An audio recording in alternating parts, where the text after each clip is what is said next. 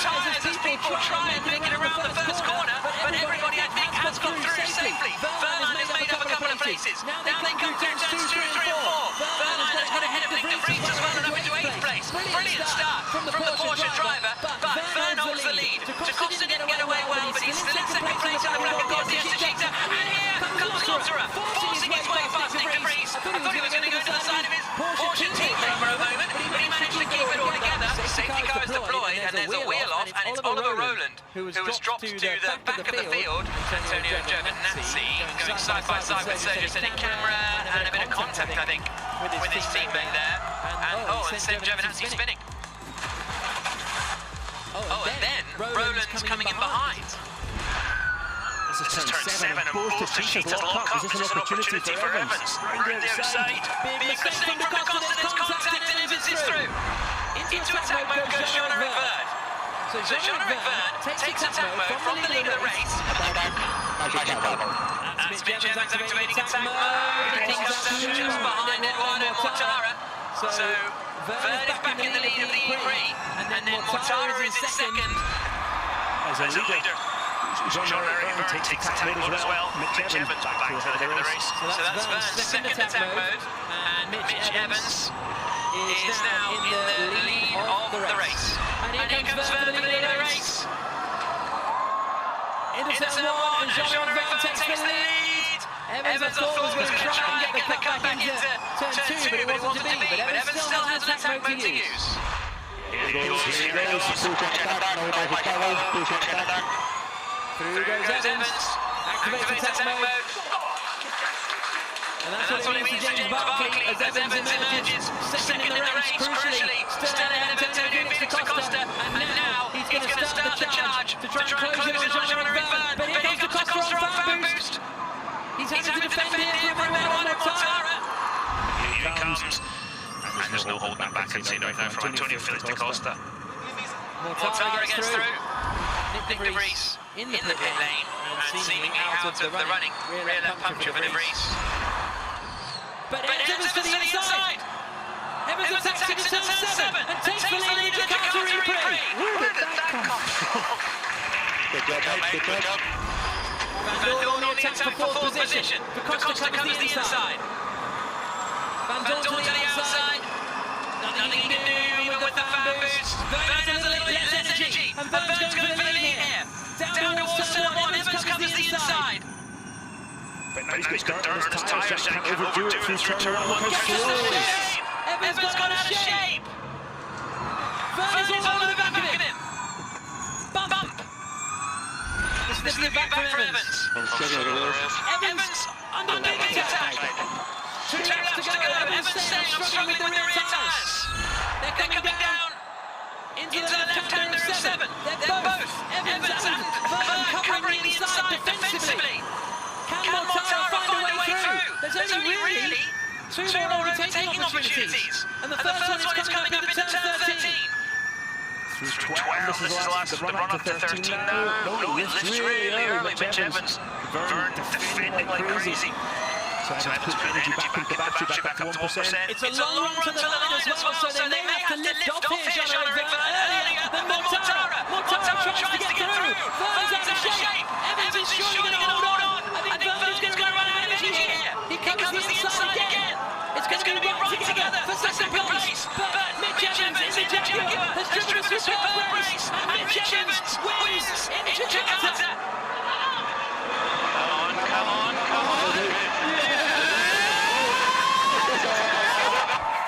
Vergne holds on to second place at the line by 0.2 of a second. And Mitch Evans takes his third win of the season. Less than a second between the top 3 at the line. Tremendous stuff. Giovinazzi, De Vries and Rowland not classified at the end of the E-Prix. And this is the Drivers' Championship.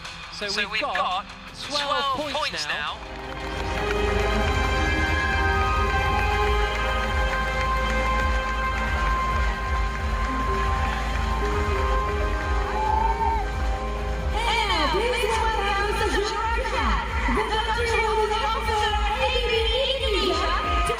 Formula E sukses besar. Anies Baswedan layak menjadi presiden 2024. Assalamualaikum warahmatullahi wabarakatuh. Hamdan katsiran thayyiban mubarakan fih. Bertemu kembali dengan Indonesia News TV. Sukses besar, luar biasa Anies Baswedan, luar biasa DKI Jakarta. Walau tanpa sepersen pun uang sponsor dari BUMN, bahkan banyak dijegal sana-sini untuk menggagalkan Formula E. Tapi luar biasa, Masya Allah. Allah bersama orang jujur, Allah bersama orang-orang yang tulus, ikhlas, bersama Anies Baswedan yang berkeinginan memajukan bangsanya, bangsa Indonesia.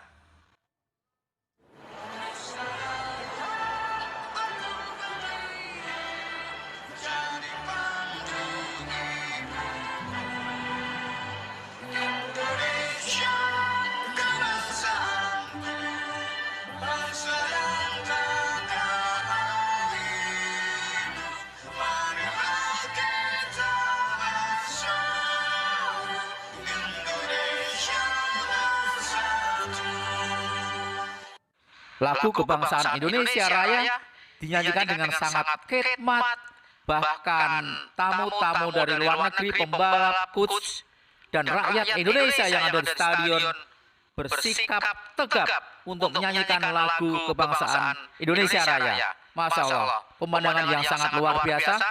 Kita saksikan juga ada Presiden Jokowi yang banyak dikritik, mau datang kok BUMN nggak mau nyumbang. Bagaimana kata anggota DPR Mardani Alisera tentang kedatangan Jokowi yang BUMN-nya tak menyumbang sepersen pun? Malu nggak Pak? Kita saksikan. Ada yang aneh, presidennya datang, BUMN nggak jadi sponsor. Malu nggak ya presiden? Malu. Malu dong. Karena ini kan tidak didukung BUMN.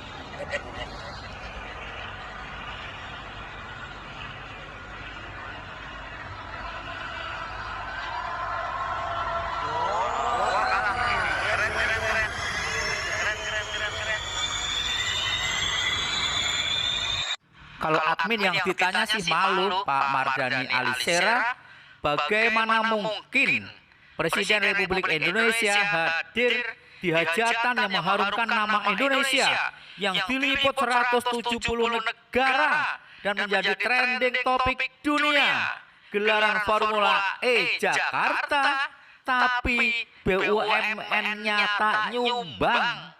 Malu, sangat memalukan.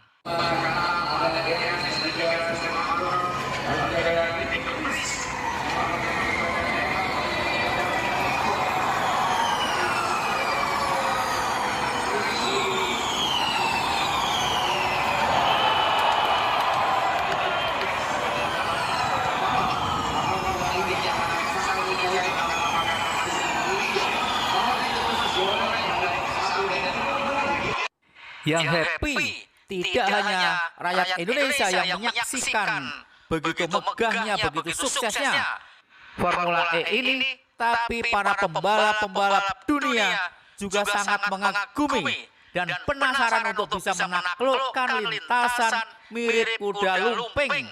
Dan itu hanya ada di Indonesia. Betapa bangganya kita sebagai bangsa Indonesia. Kita lupakan saja para sobat, segelintir cebong-cebong, segelintir buser-buser rupiah, termasuk ketua partai Silite Indonesia yang mengatakan ini adalah tempat angon kambing, nggak mungkin akan terwujud lintasan Formula E, kata petinggi tersebut. Tapi Masya Allah, Anies Baswedan dengan Ahmad Saroni dan timnya dan seluruh pekerja, tukang, mandor yang bekerja keras membangun sirkuit Formula E ini hanya dalam waktu 54 hari rekor dunia pecah, dan itu dilaksanakan oleh bangsa dan rakyat Indonesia tanpa ada satupun TKA Cina.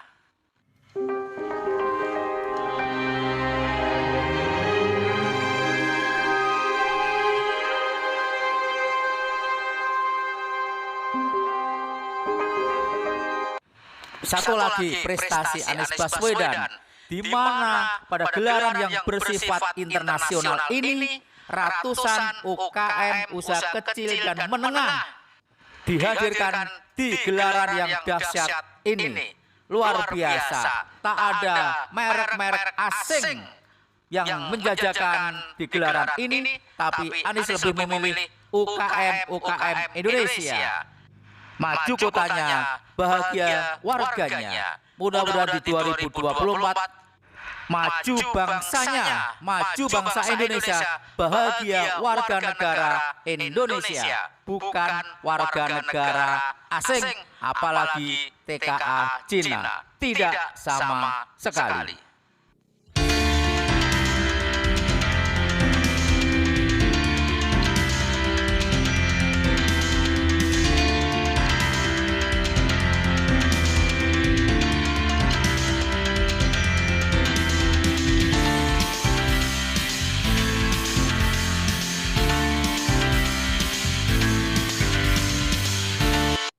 Ada sebagian kecil cebong-cebong, buser-buser yang memframing kalau yang menonton di Formula E ini sedikit banyak bangku-bangku kosong.